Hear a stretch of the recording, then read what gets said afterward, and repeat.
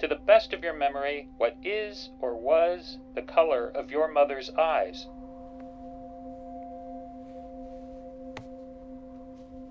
Throughout the 2 seasons of Severance that we've gotten so far, this scene remains one of my favorite and most memorable, and is perhaps the most memorable opening scene I've ever come across in a TV show. With season 2 of Severance just wrapping up, and after having watched and reviewed it, I thought I'd circle back to this opening scene, the first scene of the first episode in season 1, and talk a little bit about why I think it's basically perfect, and how it managed to captivate me and entrance me in the world of the show from its very first few minutes. Before we can even see anything, it all begins with a single monotone question, sounding like it's coming from a radio or a speaker, asking simply, "Who are you?"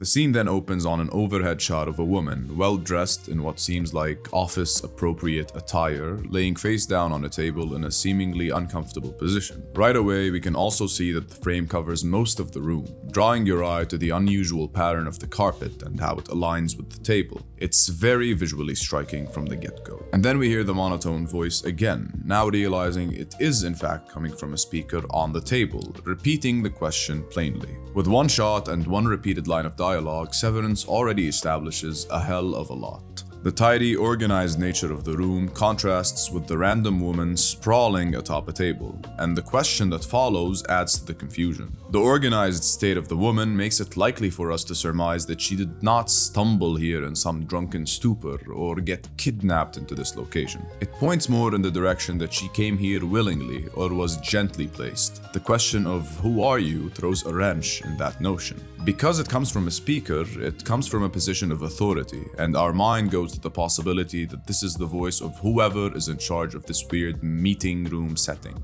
But the nature of the question itself causes further confusion upon that point. If it seems like whoever is talking over the speaker is in charge of this place, then how can he not know who this woman is? If so, we think perhaps the question has a different meaning. As the woman starts to wake up, the voice from across the speaker talks again, but its authority starts to disperse slightly as the man apologizes awkwardly for getting ahead of himself. Then his tone shifts to this stilted, overly formal and yet informal, fake-friendly tone that we're so used to hearing or reading in the corporate world when he says, "Hi there.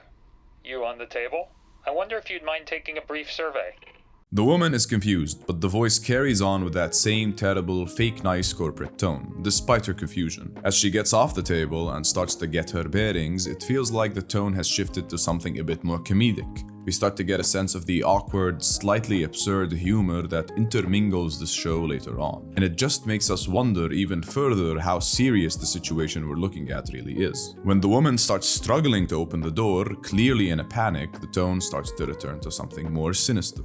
She agrees to answer the voice's survey, and it isn't until she registers the question of "who are you?" again that she realizes she truly doesn't know. And the tone is now more serious than ever. The voice drones on with its questions until it gets to the final one, asking, "To the best of your memory, what is or was the color of your mother's eyes?"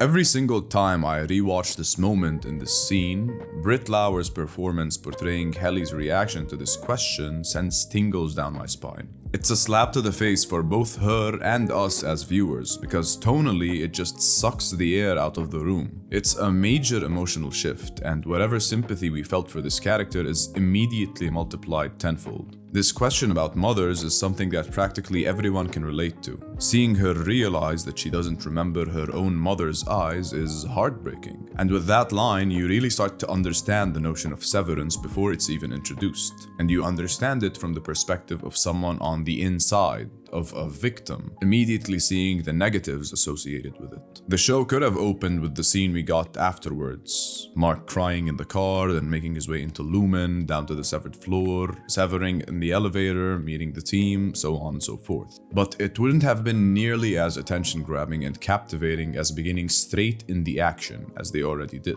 And it wouldn't have portrayed the severity of severance as clearly, and the dehumanization that comes with it. In addition to that, this scene really serves as as a microcosm for the season to come, and for the show as a whole for the most part. It gives you a little of everything Severance has to offer. Mystery, intrigue, some thriller shit, a little bit of awkward humor, a touch of sci-fi, and powerful emotional moments. It's an opening scene that will forever live in my memory, and that really etched itself into my brain from the moment I saw it, even as someone who got into Severance with no clue as to what the show was about. All that goes to say is, if you haven't watched Severance, then what are you waiting for? It truly brings so much to the table, and I can't recommend it enough. Even with season 2 over, I find myself still thinking back on this one scene, so I had to talk about it. But anyways, thank you so much for watching, and I'll see you soon.